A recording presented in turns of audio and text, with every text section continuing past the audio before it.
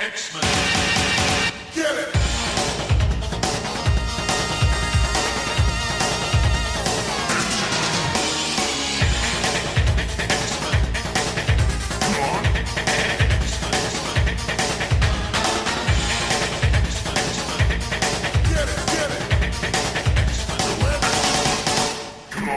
Hey everyone, and welcome to another exciting episode of Battle of the Atom.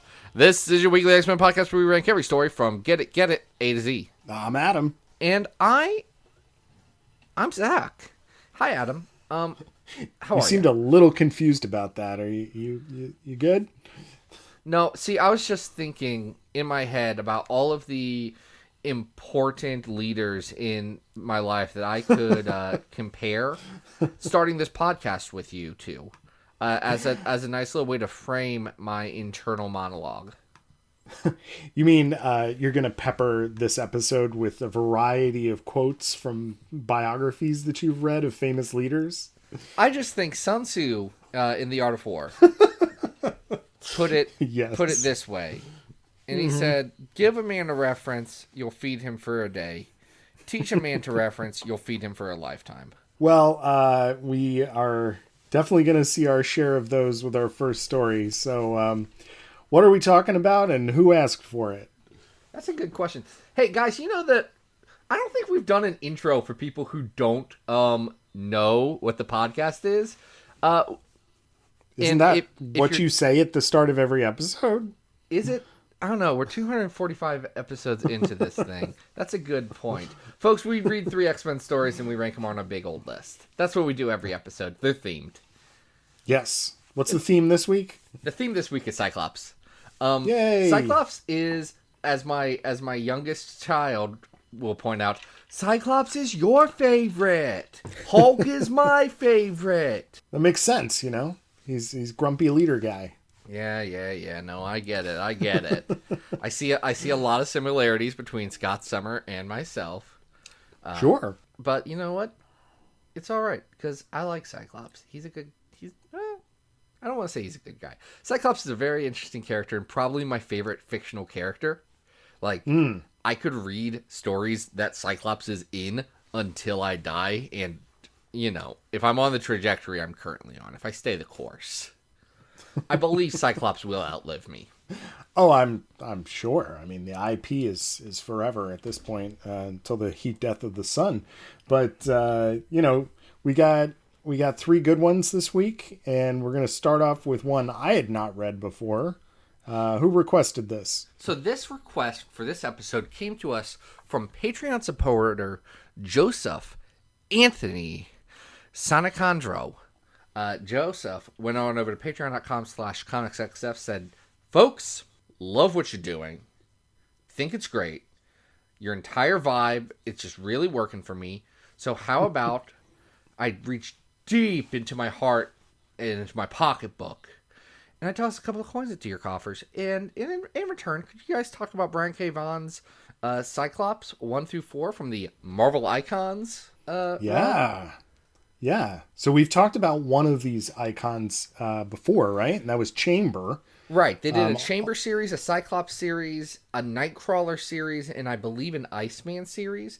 That's on the X-Men side. I know there was a The Thing series also. I don't know what all icons they did. Well, did Brian K. Vaughan do all of the X-Men ones, or just the ones that we've read? Just the 2 that we've read, coincidentally.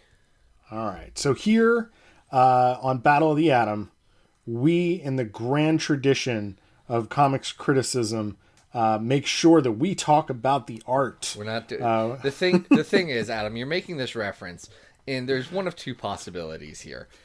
One, because we record episodes about a week early, the discourse has already gone very far away, and everyone has forgotten about the fact that Kareem Abdul-Jabbar, 6-time NBA National Championship winner and Presidential Medal of Honor Freedom, or Presidential Medal of Freedom Award winner Kareem Abdul-Jabbar did write about a Batman comic and not mention Brian Hitch, and that got Brian Hitch real upset on Twitter and made all of our lives bad over a weekend.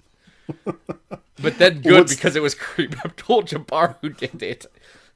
I guess the other alternative is that by the time this comes out, the discourse is circled all the way around and we're having the conversation again. Yeah, except for this time, Michael Phelps was like, hey, inkers are just tracing. Oh, man. So Brian K. Vaughan is paired with an interesting pairing here. Mark Teixeira and Jimmy Palmiotti. Mark, you may know from 90s Ghost Rider. That's probably commercially his most successful work.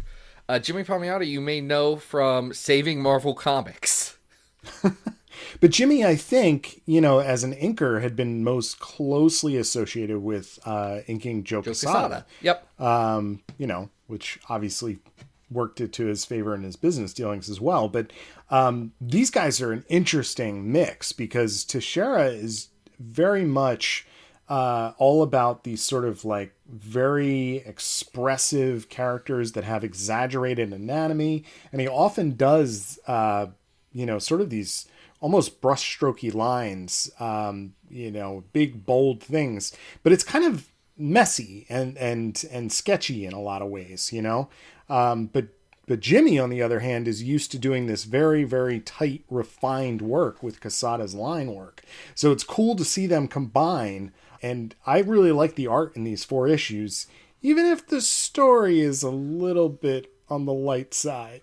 I like the art. I don't love the art. I think the art is very moody, and it is fitting with... It's very fitting with what the X-Men were trying to be in October of 2001. Like, this is firmly in the Morrison era. We are kicking off a new era. We are doing... In the Morrison E is for Extinction, we are doing the Joe Casey run of Uncanny. We are doing these things. Mm-hmm. And this fits right in with that. It is a bold new take on the franchise. And I think it makes sense to focus on Cyclops right there at the start. Yeah. Well, you gotta talk about this very first page. And you were joking about the quoting of leaders of the past, but in much in the way that the Dixie Chicks, sort of canceled themselves from the country music scene by criticizing the Iraq War and George W. Bush, Cyclops makes an interesting choice on page 1. Page 1, panel 1, first text box is a quote saying, Ronald Reagan said, the best leaders fill themselves with the smartest people in the room. But they aren't very smart, or something like that. And then he says, and that's why I never vote Republican. And listen, I don't think Scott Summers likes Ronald Reagan. I don't like Ronald Reagan. However, people who are like just younger than me, pretty much, may not understand the amount of don't criticize the president that was going on September 12th, 2001. And lasted until 2006, somewhere around there. Until we elected a black man. Well, no. I like to think that the corner was turned on George W. Bush during his second term, like midway through there. People were like, "Oh wait, actually, this guy does suck." When they threw the shoe at him. Hell, dude. I'm glad guy who threw a shoe at George W. Bush loves to remind people that he threw a shoe at George W. Bush. Like, anytime someone's talking about it, it's like, that one was me! I did it! I mean, if you had the opportunity, right? I get it. Secret Service, if you're listening, don't. Don't listen to this podcast. It's definitely not going to talk about crimes. So... that is a trend in these 4 issues, is both Cyclops and his antagonist, who we'll get into, a character named Ulysses, both quoting from a variety of past leaders, including Sun Tzu, as you mentioned earlier, to diminishing returns. To start each issue maybe with a quote is fine, but to continue doing it has a little bit of a God loves man kills 2 vibe with the Bible verses. Brian K. Vaughan is a talented writer. Sure. But this is weird, right? Like, Brian K. Vaughan had already started Y the Last Man at this point. Like, Vaughan had, like, gotten his feet. This isn't like 1996 Brian K. Vaughan where he's picking up a few things here or there. he knew what he was doing, and he still did this one bad. Like, I don't know if he leaned into it to start, and then he realized halfway through the first script that no one was going to stop him, and maybe they should have. But it's very possible. His Cyclops loves thinking about what other leaders would do in a situation and comparing himself to them, which I actually think is very in character for Cyclops. It's also very grating to read the way it's written out. Yeah. I mean, it's one of my pet peeves in general is people speaking in quotations. I've talked about that before on the show. I think it also, doesn't help that the most interesting and fun part of this story is the beginning when we get cameos from Black Tom and the Juggernaut, who have come to attack Cyclops on behalf of this mysterious Ulysses character. And then we don't really see them again ever for the rest of the 4 issues. It's really sad because they are delightful still. They really are. And their exit is great because they're in a plane that's going to crash. And then Cyclops tells Juggernaut to hug Black Tom as good as he can. So that his force field will save him or whatever. But it is very funny to say, Black Tom, hug Juggernaut really good. And it's like, these guys love each other, and I'm so happy for them. It seems like now that Kane may be coming to Krakoa soon, that they can get some time to connect a bit more, and I'm so happy. I hope so. Honestly, I hope so. Juggernaut has quietly been having a pretty good run during this era. I think if you guys didn't read it, the Fabian Nicieza miniseries for Juggernaut was not like astonishingly good, but it was like pretty darn good. Also had the best use of the Immortal Hulk outside of the Immortal Hulk. So check that out, and then check out the Infinite comic that Nicieza and who was it? Was it Matt Horick? I honestly don't know. It was. It was a Deadpool and Juggernaut comic that's a sequel to that miniseries. Great to read. Go check those out. Yeah, so unfortunately, issues 2 through 4 do not have Juggernaut. They don't. And they involve... The basic plot of this story is that there is this former military commander named Ulysses who has decided that Cyclops is somehow responsible for the deaths of his, soldiers as part of a battle with some supervillains. Cyclops is basically like, dude, you got the wrong guy. We would never have, purposefully hurt these people. But Ulysses has done experiments on himself or whatever. So he's super strong, super fast. He's also super dumb and uninteresting. He is.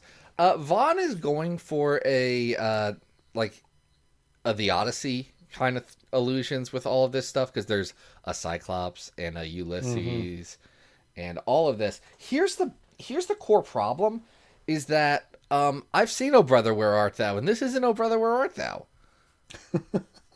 I've not read the Odyssey. I have the gist. I got the gist. Long guy soldier coming back home from war gets very lost. I get it. Yeah, it also doesn't help that the entire third issue is like a side quest through a cave to defeat a Savage Land monster. With the third issue that is Brian K. Vaughan literalizing the saying that in the land of the blind, the one-eyed man is king. Yep. That's what he's doing the whole time. It's really kind of annoying, Brian. We get it. So he's sort of hitting you on the head with this stuff. I just don't think it's very interesting. We finally get to the final issue. Ulysses has some other soldiers that are fighting with him, who then Cyclops is able to kind of rationalize with and be like, look, Ulysses almost just killed a kid fighting me. He doesn't care about any of this stuff. And they take Ulysses down. End of the story. Cyclops learned a lesson, I guess. I don't know what it was. And it's weird because the inciting incident for this is Cyclops has to leave the X Mansion because Professor X says, Cyclops, you need to take a vacation. Right. And this isn't actually a suggestion. This is me telling you, you are taking a vacation now. Which I think is a very stout, Brian K. Vaughan gets Cyclops. He does understand the character really well. Mm-hmm. That this guy's filled with self-doubt and keeps comparing himself to others and trying to build himself up to be this great leader that everyone expects him to be. and refuses to quit because he knows if he slows down even a little bit, then he might miss the mark and not be the person that he's supposed to be. And it's just paired with a bad plot. Yeah. Brett K. Brown can write a good plot. Yeah, he gets the good character, and he's flying high through the first issue. But once you realize what the event that spurs on our uninteresting supervillain is, it's just not that interesting. So I did find just the art combination interesting here. The story, aside from the Black Tom Juggernaut stuff, I found a little lacking. So we should probably rank this. Yeah, if you're talking about ranking, then you're probably talking about our big old list, which is the lifeblood of this podcast. Adam, we have ranked 624 X-Men stories from best to worst on this list. The best X-Men story is The House of X and the Powers of 10. Number 100 is X-Men Black Emma Frost. Number 200 is Power Pack 19. Guess who's coming to dinner? Number 300 on our list is They Keep Killing Madrox from X Factor. Number 400 is the Lord Darkwind saga from Daredevil. Number 500 is An Age Undreamed Of from Uncanny X-Men. That's the Cool and Gath story, and don't at me about it. Number 600 is Dazzler X Song, and the Draco's at the bottom. Adam. Yes. We oddly don't have, I say oddly, but I don't think it's actually that odd for X-Men. We don't have a lot of solo stuff on this list. No, X-Men is a team sport, so I am already looking down towards the 400, but I'm thinking maybe in the 300s here for this story. What do you think? I'm seeing like 407 is Aurora Before the Storm. 402 is Psylocke, Volume 1, or Volume Only Volume. I think this is better than both of those. The art adds a lot to this because it is interesting. There is fun to be had in these 4 issues. It's just not a ton of fun to be had. No, and I don't think this is as good as at 394. We have Death of X. I think that's a much better mini. Yeah, this is probably on par with X-Corps from the Joe Casey Uncanny X-Men of this time. I would agree, but I think X-Corps would take the lead there. So this is probably our 402? Yeah, this go right above the Psylocke miniseries. It's Cyclops, Volume 1. Very cool. Now we are going to fast forward on the Cyclops timeline here through to the end of Avengers versus X-Men. And before you ask, wait a minute, haven't you already covered that before? This is a mini that I didn't even know about, and I'm so glad I read. Did you really not know about this one? No, I'd never heard of this one. Avengers versus X-Men Consequences. Yeah, this is written by Kieran Gillen. So Gillen was the head writer of Uncanny X-Men at the time, but was not one of the Marvel architects that put together AVX. He did get the ending series that he could wrap up his Uncanny X-Men run with. That's what this is. Yeah. This is, hey Kieran, here's 5 issues. Can you take 50% of them and wrap up a few other lingering plot points, but mostly just do a bit more with your Uncanny X-Men run? Yeah, that's exactly what this is. We have 5 different artists on this. Tom Rainey does issue 1. Steve Kurth does issue 2. Scott Eaton on 3.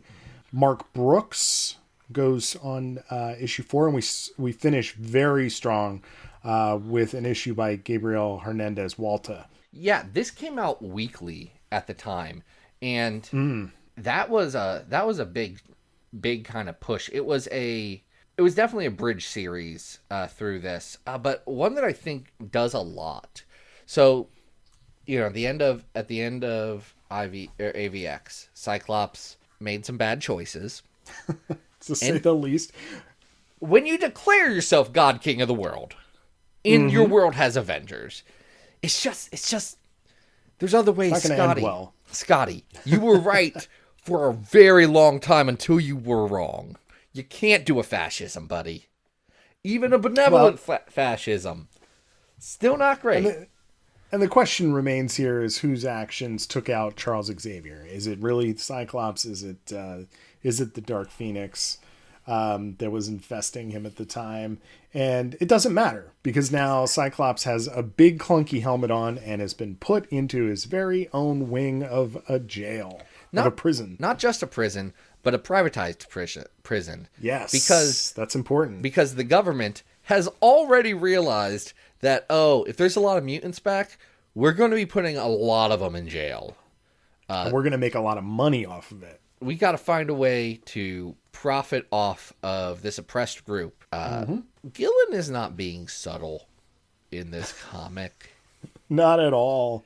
Not at all. And I love it. Where the artwork, I think, kind of suffers for the first 3 issues, the writing still really does shine. You get these great confrontations between Scott and Wolverine coming to visit. I think does Beast come and talk to him? No, Beast doesn't.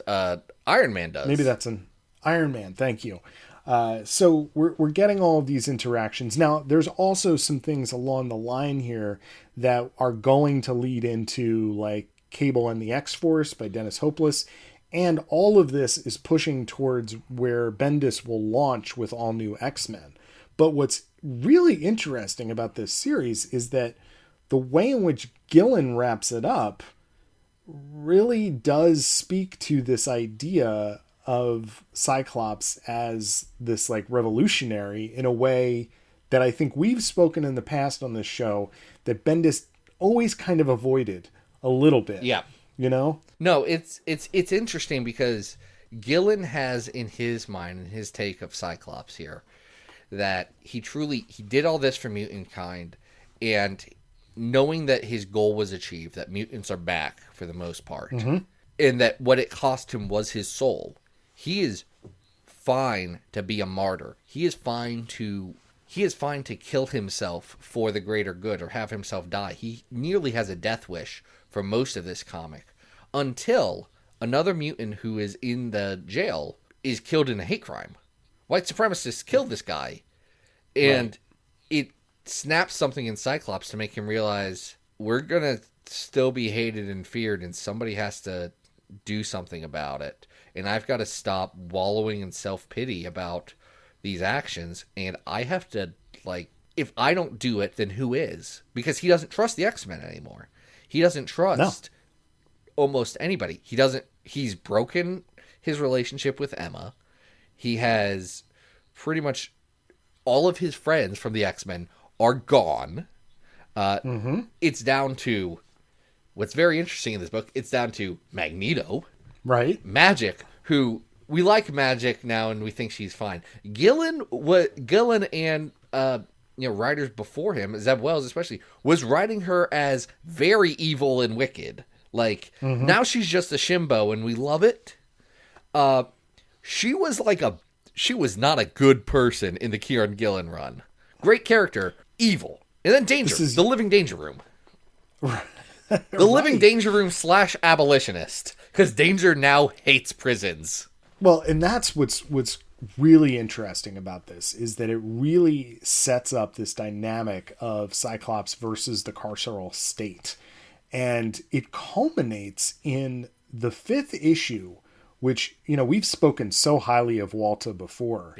Fantastic artist. When Cyclops realizes, there's this really cool thing that they do throughout the mini, which is that Cyclops has this what is it? It's like the stuff inside a Woolly Willy. Yeah, it's like little metal shavings. powder, metal shavings. Like grains or something, right? Metal shavings. Yeah, and he just dumps them on the ground, and we don't know what the hell he's doing. It's kind of unclear about what that is.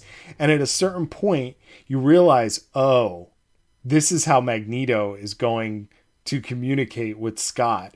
And when you realize that they are going to break him out, and it is done in the most amazing sequence where these giant hands come out of the ground and start just tearing this place apart. Yeah, Magic's like, hey, I'm a demon sorceress. Here's some demons. They level the prison, and it is like an amazing sequence where at the very end, you know that Cyclops probably wants to kill the prison warden and decides instead to scar him with an X across his face. And it does beg... I brought this up on Twitter, and I think a lot of people misunderstood that I thought I was trash talking Bendis. But it does beg the question of where Gillen might have taken the revolutionary version of Cyclops in those years after. Because it sets up the revolutionary version of Cyclops with these other like borderline, very dark characters. And like, what was that going to look like? Beast's vendetta against Cyclops and his fear of Cyclops that leads to the '05 being brought to the present. It makes a lot more sense if you've read this miniseries. It just doesn't make as much sense when all you get in all new X-Men is Cyclops broke a mutant out from police custody. That doesn't seem that bad. They save Eva Bell, and it's like, well, that's what he's supposed to be doing, right? Guys, I don't know if you've met Rusty Collins, but he was in a worse shape than Eva.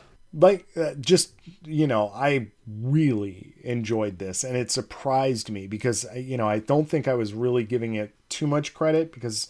it's an AVX tie-in that you'd never heard of? Well, AVX tie-in, the art is kind of middling for the first half, but, if you read the whole thing, it has this, like, very cool character sweep and this epic finale that it gives so much more context to what I think some people might think of as a narrative whole for leading into the Bendis era.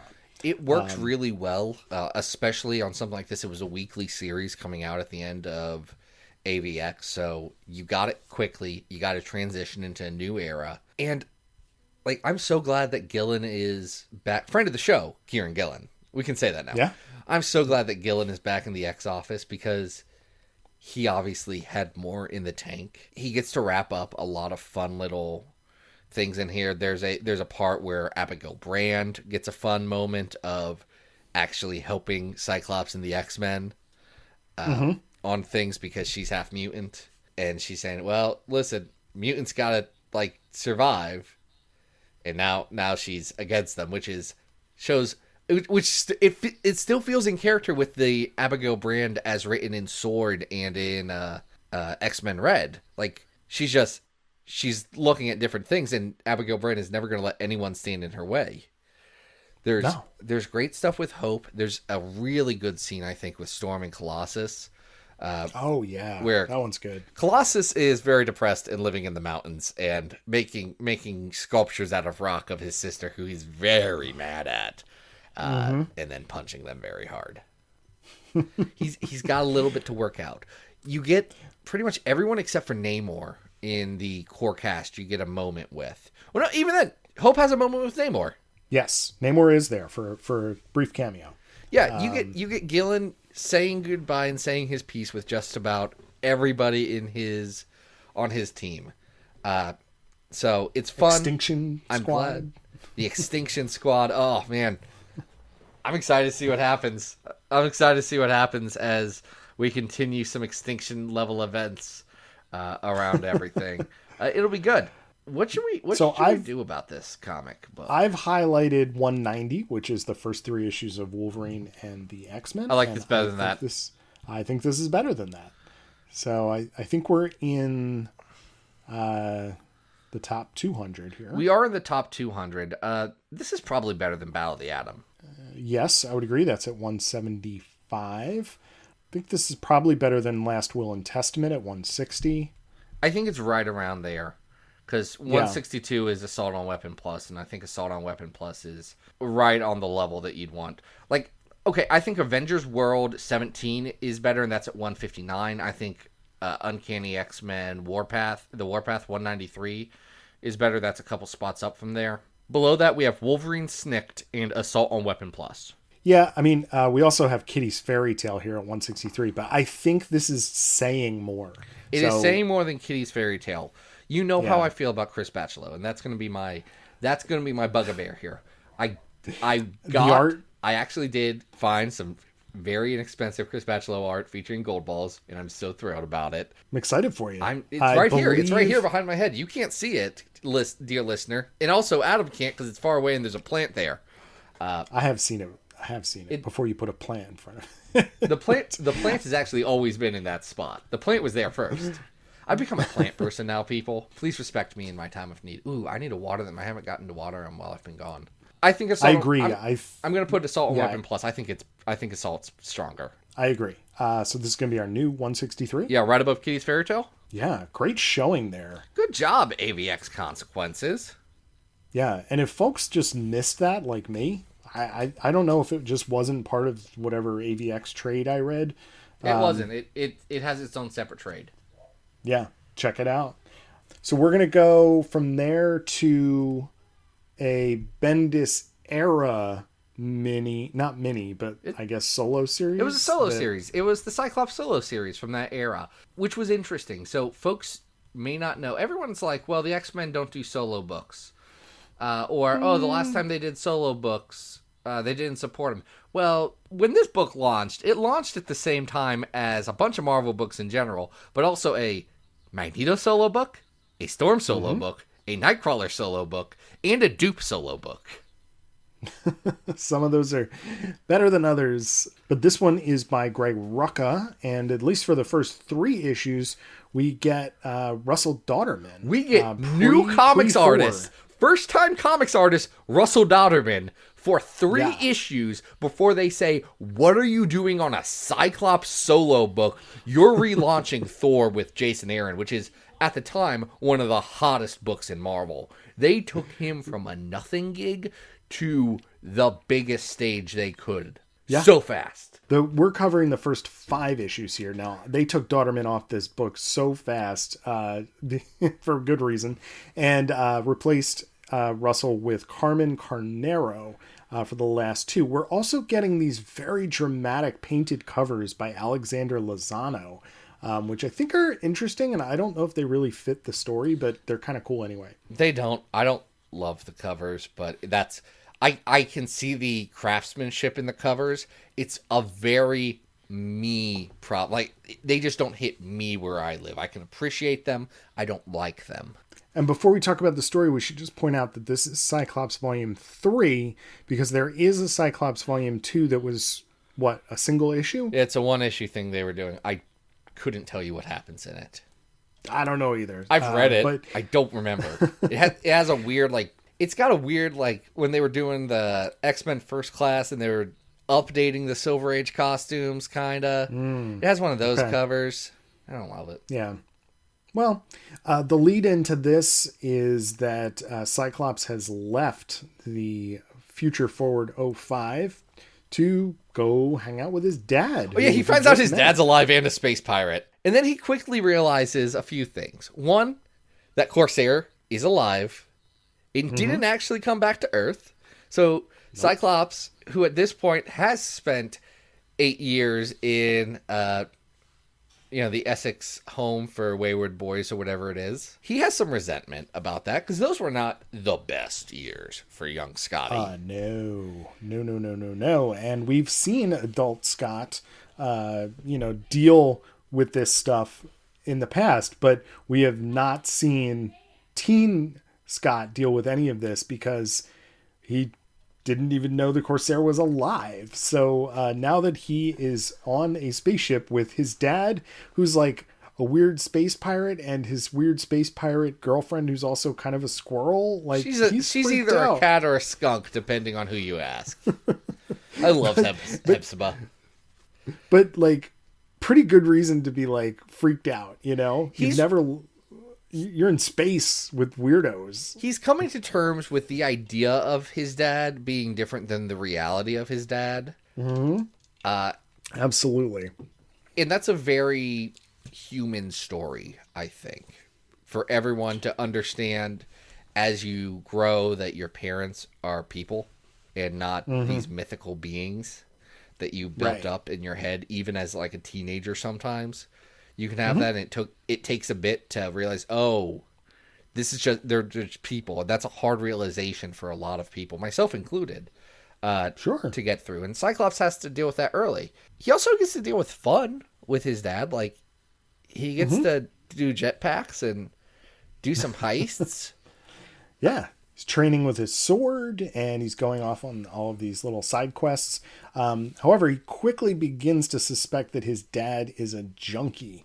But what he does not realize is that he is ingesting nanobots that are keeping him alive after he died in the rise and fall of the Shi'ar Empire. Yeah, because he comes back unexplained during the Trial of Jean Grey arc. Right. Yep. And, you know, Cyclops is like, oh, this is medicine that that's very difficult to get. And they have to get that from shady places. And frankly, listen, Corsair does do drugs. Do not get it wrong. Corsair absolutely does drugs. But that's not his main issue. His big issue is that they do get marooned on a planet, just Cyclops and Corsair. And Corsair's got 27 days worth of medicine left, or else he will die. First of all, we didn't talk about Dodderman's artwork here, but from page 1, absolutely staggering artwork. 2-page spreads that all over the place that are like doing these amazing Dutch angles with like panels that look like they're shattering. He's already experimenting with all of the stuff that is going to make the Mighty Thor run really just like so memorable. It's right? It's going to make us think that Jason Aaron's a good writer. So there's that. You know, unfortunately, the last 2 issues where they are stranded on this planet do not have Dodderman. I do wish he had finished the arc. However, props to Carmen Carnero for picking it up. I think that the coloring by Chris Sotomayor does a great job in keeping a through line so that we feel like we're reading. We feel like we're reading the same book. And Carnero for her part is keeping much tighter lines than you'll see from other work of hers. Mm-hmm. Trying to emulate some of the visual stylings that Dodderman brought to the book. And I think that works pretty well. Carnero obviously now is one of Marvel's bigger artists. They're really pushing her work, and I really enjoy it. I think she's fantastic. It took her a bit longer to find her artistic voice. Like, I don't think she figures out what she wants to be until like maybe the X-Men Red book a couple of years later. I also, just this is flying high, but I think that it ends a little bit poorly. The way they get off of the planet is by repairing a beacon, which is kind of cool. There's this whole like dad bonding thing that's happening. Because what is good is we get this confrontation scene between Cyclops and Corsair, where Cyclops is basically like, "Why didn't you come back for us?" Which is the right thing to be asking Corsair. And I know if I'm Corsair, I'm like, "Yeah, Scott. Okay, so I have already had this heart to heart with you like twice, and we moved past it. So I didn't." You're time traveling. It's hard for me to like remember which one, what all we've talked about. I get it. This is still raw for you. Let me bring this back and let you know what's going on. This is the whole thing. Good news, you do get over it. Bad news, you have to have this conversation again. Absolutely. So to get off the planet, they do bring this group of bounty hunters in, and we get to see the differences between Cyclops' leadership approach and Corsair's, and they have to sort of combine them to get off the planet. For people who don't know, Corsair's leadership is Star-Lord in the movie Guardians of the Galaxy, and Cyclops' leadership is Star-Lord in the comic The Guardians of the Galaxy that was inspired by the movie. Or that the movie that inspired the movie. He's Annihilation era Star-Lord, and Corsair's Chris Pratt era Star-Lord, which is a fun combination to deal with. It does, every time there's a Starjammer story, I sit there and think, should have been them. We could have Ch'od instead of Drax, and it would be great, and everyone would like it. Everyone would enjoy it. And now you can't do a Starjammers thing because they're going to be like, oh, look at this. It's the knockoff Guardians of the Galaxy. And it's like, they were there first. They did it first. Yes. I think technically the Guardians of the Galaxy from the 60s or whatever came first. No one cares about those ones. No, they are not in the movie. Oh, they are. They're in the Guardians of the Galaxy Volume 2. Oh, yeah. See, right? that's the level that no one cares about them. Sylvester Stallone is one of them in that movie. Forgot about that. As is Miley Cyrus. I'm sorry. Did you not know Miley Cyrus was in Guardians of the Galaxy Volume 2? I got to go back and watch that. No, you're okay. You don't have to. It's not very good. Michael Rosenbaum, who played Lex Luthor in Smallville, the Superman show that was afraid to be a Superman show, also in that as, I don't know, the one that's an Martin X, the ice guy. The one that's not Crystar, the Crystal Warrior. I just remember Michelle Yeoh being in there for like a hot second. Yeah, that's the same scene that Miley Cyrus is in. Okay. She's the voice of a robot thing. Cool. Oh, okay. So you don't see her. No. Okay. That's why I don't remember it. Welcome to Guardians of the Galaxy absolutely... 2 Talk. How we doing, folks? Are we all excited for Thor Love and Thunder? That trailer should be coming any day now, right? So, the way they actually end up getting off the planet is just kind of blah. But it's just a reset so that they can go off on more adventures and Corsair can continue to live.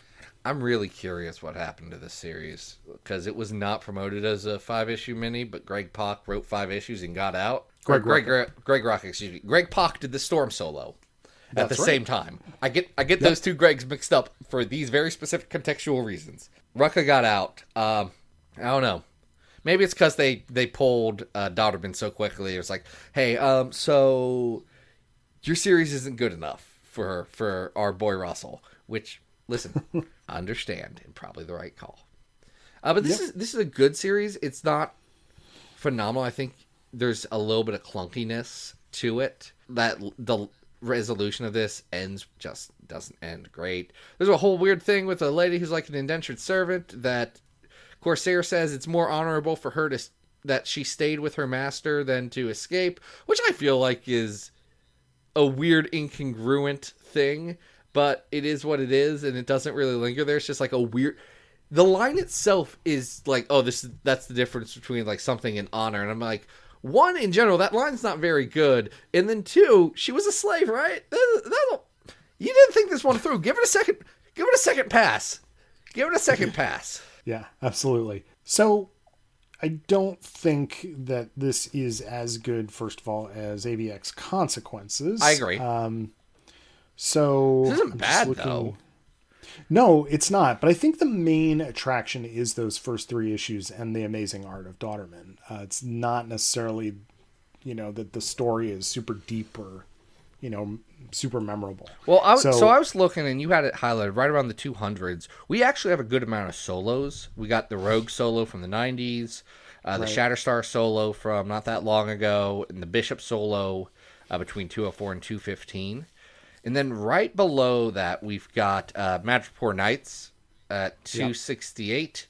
And that Madripoor Knights is better than this. Oh, absolutely. I was going to go lower than that. But I think this is better than at 235, the Negative Zone War. I agree. This is probably better than 231, Extraordinary X-Men Kingdom's Fall. Yep. I would say 226, Ultimate Comics X-Men World War X is better than this. I would agree with that. Ooh, great one. Trial of Jean Grey's at 230. This is better than Trial of Jean Grey? No. I think it's right there then. I think the artwork and Trial of Jean Grey tops this. Let's put it right between that and Kingdom's Fall then. That's our spot. Great. This is 231. Okay. Perfect. Cyclops doing pretty good this episode. Cyclops, a good character. I don't know if people realize this. He's great. I love him so much, and I hope he makes good choices in the future. We'll see. He's a great If it needs to be done, he will get it done. If it needs doing, then it will be done. That is important. That's the line. Thank you. It's okay. We've been not saying famous quotes right this entire episode, which I think is very funny. And that was not a meta joke at Brian K. Vaughn's expense. That's just us being dinguses. It happens. It happens. What else happens? Great question. Glad I could answer it.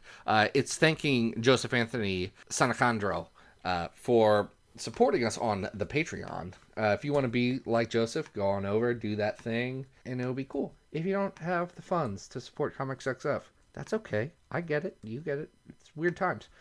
Leave us a rating or a review. Like on Spotify, hit those 5 stars if you're on that mobile. If you're on the Apple series of devices, give us a nice little review. We'd love to hear them. If you use other podcast services, no one cares about their ratings. I'm very sorry to hear that, or to tell you that, folks, but it's really just those two that are driving the vast majority of traffic in terms of discoverability. Everything else is like, yeah, I know about this podcast, but I like podcast better as a player, so I'm just going to put the RSS in there. I get it. No shame. But hey, if you have an iPod account, go click on that, and then maybe download Mambo No. 5 for 99 cents. Are songs still 99 cents from the App Store? Is that still a thing? I don't think people do that anymore. Do people download songs? I don't know. I don't think people do that anymore. I was an early adopter to Spotify in the US, so I haven't downloaded a song since 2010. Been a while. I haven't been doing it on a regular basis for so long since my last iPod died. So I miss I'm my not iPod. sure. I truly do. The iPod Classic was great, and I understand that intellectually I can get all of the music in a device that also gives me all of the knowledge in the world. Don't know if that's true though. We don't have to go on this tangent right now. We but really I don't. Know for a fact that what was on my iPod and the iPod before it is definitely not on streaming. Oh, I've got a couple. So... I've got a couple of songs that I downloaded that I swear I could never find. That I got from the MySpaces and the Pure Volumes of the world. We'll never be able to find those songs again. They're lost to the ether. Beautiful memories that live on only in my mind. Adam, what do you got going on? You can always follow me on Twitter at Arthur Stacy, and we have a companion episode to this one coming up next week, don't we? It's coming up next week for all of you, and in 10 minutes after a bathroom break for me and Adam, because we're going to go right in and talk about the Starjammers for another good hour. So very excited about that. Very fun. Everyone enjoys it. This has been Battle of the Atom. We hope you survived the experience. Get it!